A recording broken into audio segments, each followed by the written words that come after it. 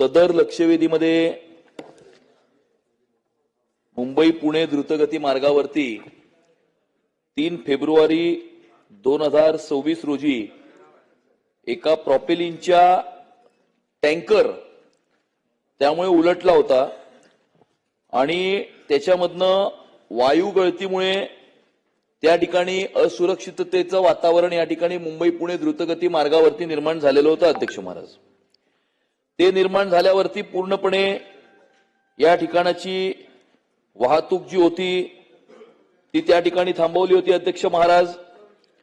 आणि त्यामुळे माझे स्पेसिफिक प्रश्न या लक्षवेधीच्या अनुषंगाने असे आहेत की अशा प्रकारे डेंजरस आणि इनफ्लेमेबल अशा प्रकारच्या एलिमेंट्सची वाहतूक या ठिकाणी द्रुतगती मार्गावरती होत असताना त्या ठिकाणी त्यांचं इन्स्पेक्शन किंवा चेकिंग या ठिकाणी करण्याची कोणती व्यवस्था आहे का?